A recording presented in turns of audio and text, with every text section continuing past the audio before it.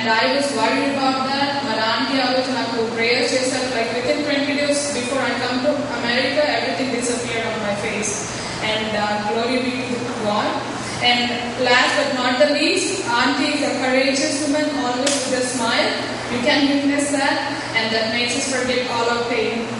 And today I'm blessed to speak about Lily auntie, who has rendered immense service in shaping and molding people for Christ the Lord. Thank you.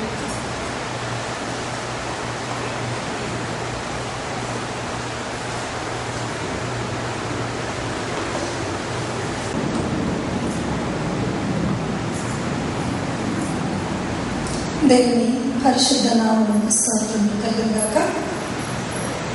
దేవుడు నాకు ఏర్పాటు చేసిన ఈ ఏర్పాటును బట్టి మొదటిగా నా దేవదేవునికి నేను వందనస్తురాలు ఉన్నాను. అలాగే ఆంథియోటెల్ బాప్టిస్ట్ చర్చ్ పాస్టర్ గారైన రెవరెండ్ డాక్టర్ విద్యాసాగర్ గారికి నా హృదయపూర్వక వందనాలు తెలియజేస్తున్నాను.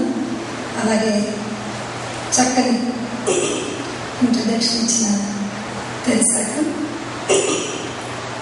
అలాగే నా హస్బెండ్కి నా వందనాలు.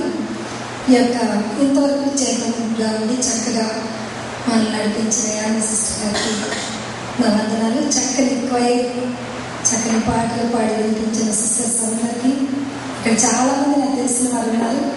సుధానంతులు గారు, అలాగే జాక ప్రభు ఆంటీ, ఒకసారి హైదరాబాద్లో నాతో ఒక ఉమెన్స్ మీటింగ్ పెట్టించి నన్ను స్పీకర్గా వారు ఆహ్వానించారు. వారిని ఇక్కడ చూడటం నాకు చాలా సంతోషం.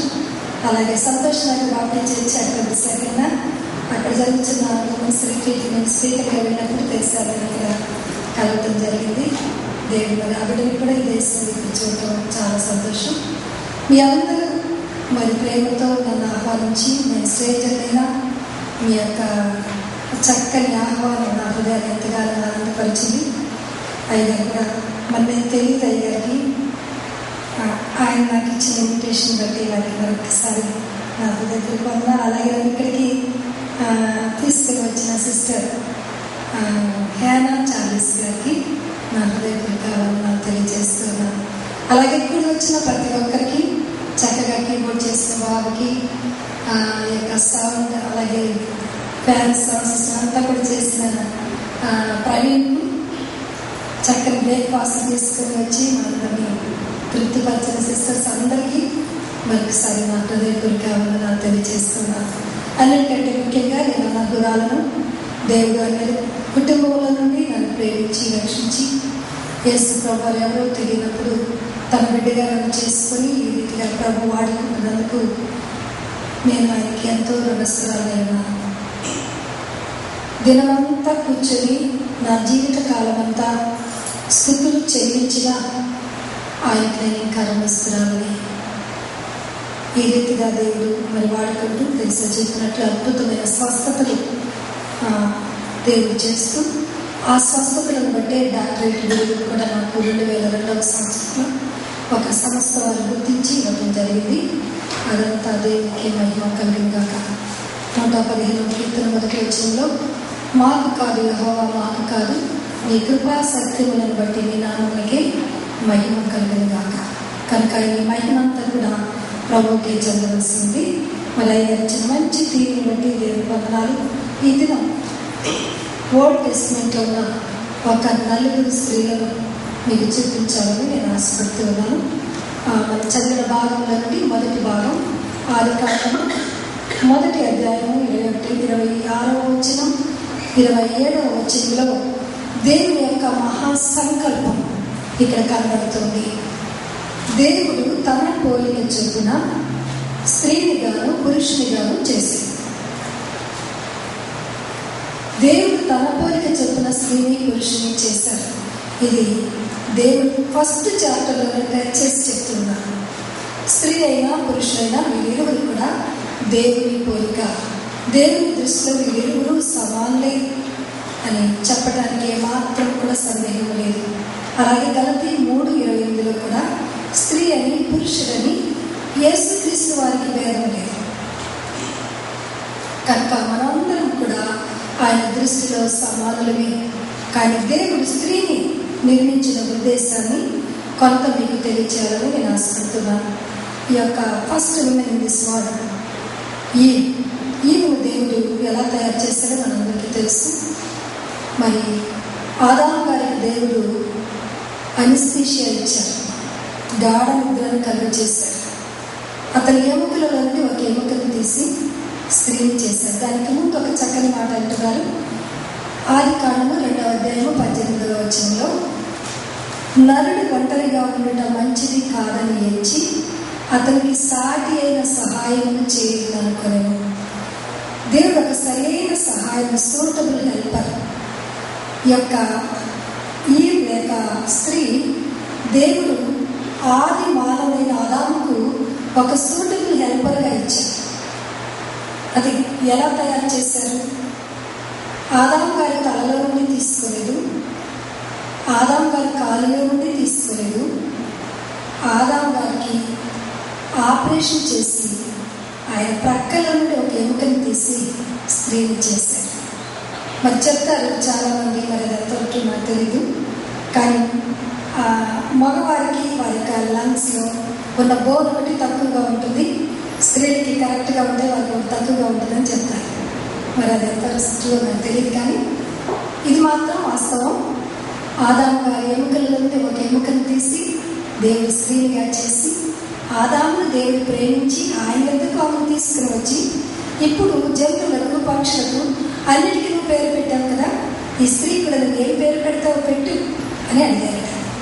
అప్పుడు ఆదాము గారు, నా ఎముకలలో ఒక ఎముక నరునిలో నుండి తీయబడ్డావు కనుక నీవు నారి అనబడదు, లేక స్త్రీ అనబడదు అనే పేరు, చక్కని పేరు ఆదాము గారు అవ్వకు పెట్టారు. అవ్వ అనగా జీవము గల ప్రతి దానికి తల్లి అని ఆదికాండం 3:20 వాక్యం చెప్తుంది. కనుక first women in this world, ఆమెను నిర్మించిన ఉద్దేశం ఏమిటి అంటే, తలలో నుండి తీసి ఉంటే, ఒకవేళ ఈ స్త్రీ నేను మీ తలలో నుండి వచ్చాను కనుక నేనే యథార్థ ఫ్యామిలీ అని అనేదేమో. ఒకవేళ కాలులో నుండి తీసి ఉంటే పురుషుడు నీవు నా కాలు కింద చెప్పులాగా అణిగి మణిగి ఉండాలి అని అనేవాడేమో. అందుకే దేవుడు హృదయం వెలిగిన దేవుడు, నరుని హృదయం ఎంత చెడ్డదో దేవుడు ఆదికాండం 6వ అధ్యాయం 5వ వచనం చెప్తున్నారు. కనుక దేవుడు అనంత జ్ఞాని కనుక ఆయన తన ఆ నరుడు అనగా ఆదాములో నుండి ప్రక్కల నుండి తీశాడు. ప్రక్క సహవాసమునకు గుర్తు, ప్రక్క ఫెలోషిప్కు గుర్తు.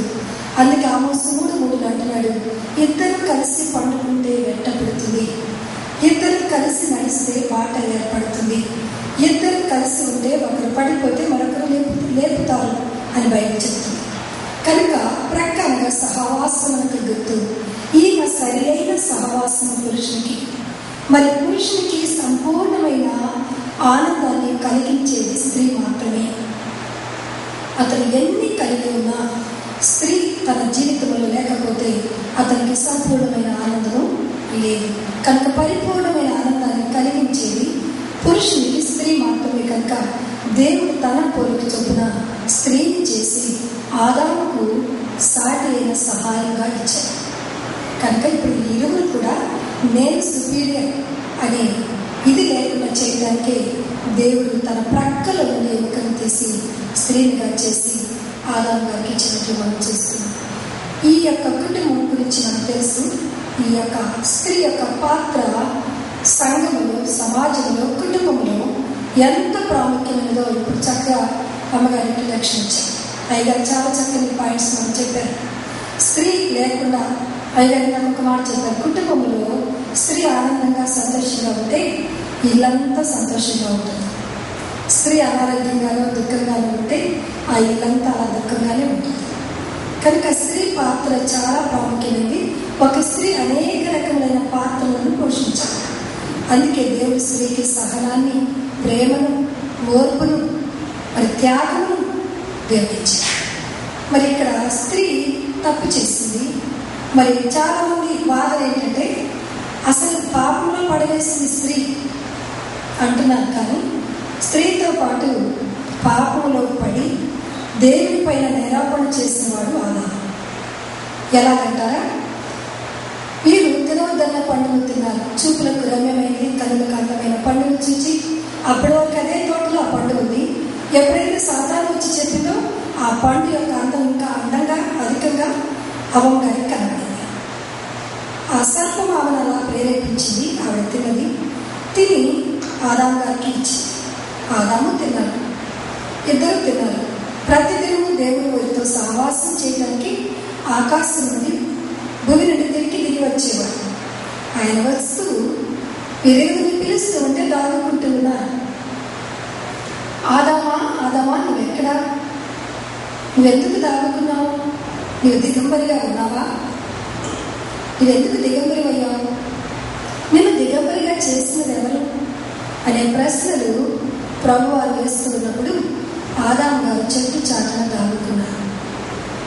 ప్రభు వచ్చి వారితో మాట్లాడి ఆదాము గారిని అడిగారు, ఎందుకు నేను తినవద్దన్న పండును నువ్వు తిన్నావు? ఇదిగో మీరు నాకు సహాయంగా ఇచ్చిన స్త్రీ ఇవ్వగా నేను తిన్నాను. అంటే దేవుని మీద నేరం వేస్తూ ఉన్నాడు, స్త్రీ మీద నేరం వేస్తున్నాడు. రెండు నేరాలు. మొదటిది, నీవు నాకు ఇచ్చావు కనుక ఆ స్త్రీ వలన నాకు ఇది వచ్చింది. నువ్వు ఇచ్చిన ఈ స్త్రీ నాకు పండించింది, ఆమె ఇవ్వగా నేను తిన్నాను. ఆదాము గారు రెండు నేరములు దేవుని పైన అవ్వ పైన వేస్తున్నాడు. ఇది గొప్ప నేరం. దేవుని పైన నేరారోపణ చేసే అధికారము ఏ మానవునికి కూడా ఈ లోకంలో లేదు.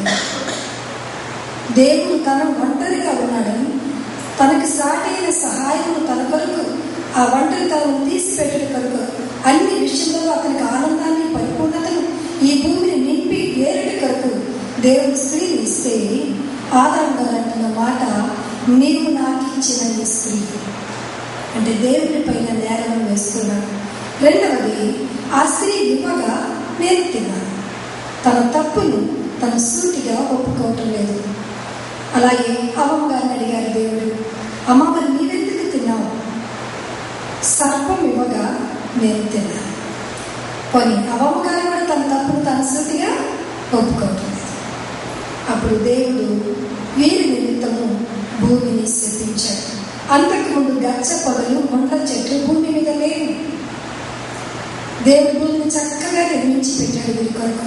మీరు ఫలించండి, అభివృద్ధి పొందండి, ఈ భూమిని నింపండి, దాన్ని ఏలండి. సర్వ సృష్టి పైన మానవునికి దేవుడు అధికారాన్ని ఇచ్చాడు. ఎప్పుడైతే మీరు తప్పు చేసి పాపంలో పడిపోయారో, దేవుని ఆజ్ఞను అతిక్రమించారో, దేవుడు వీరి నిమిత్తము భూమిని శపించాడు. ఆదాము గారిని శపించాడు.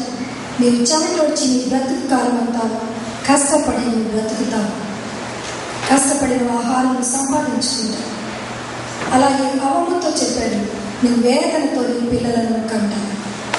సర్పంతో చెప్పాడు, నీకు నోటిచ్చాను, నీవు నోటితో వీరిని పాడు చేస్తావు కనుక నీ నోటిని నేను తీసివేస్తున్నాను.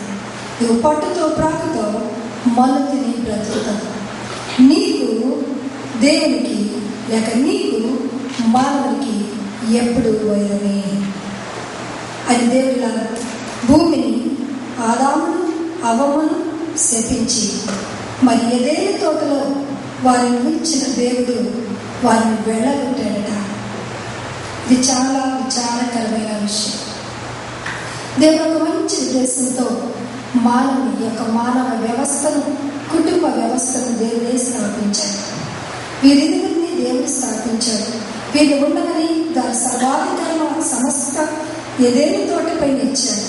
ఆ ఒక్క పండు తినవద్దంటే ఆ తినవద్దన్న పండుని తిని దేవుని ప్రణాళికను పాడు చేస్తున్నారు. ఈ రీతిగా ఈ భూమిపైకి మరి శాపము ప్రవేశించింది. ఈ శాపమును పోగొట్టుకుంటూ కొరకు అప్పటి వరకు దేవునితో ఉన్న సన్నిహిత సంబంధం, దేవునితో ముచ్చటించే భాగ్యం, దేవునితో కలిసి జీవించే భాగ్యం ఆదాము అవ్వలు పోగొట్టుకున్నారు. అందుకు యేసుక్రీస్తు ప్రభువారు ఈ లోకానికి రావాల్సి వచ్చింది. ఏ దేవుని యొక్క ప్రణాళికను ఆదాము అవ్వలు పాడు చేస్తున్నారో, దేవునితో ఉన్న సంబంధమును వారు పోగొట్టుకున్నారో, ఆ సంబంధమును తిరిగి నెలకొల్పుట కొరకు ఇప్పుడు దేవుడే ఫిలిప్పు 2 ప్రకారం 2వ అధ్యాయము 5-9 వచనాలు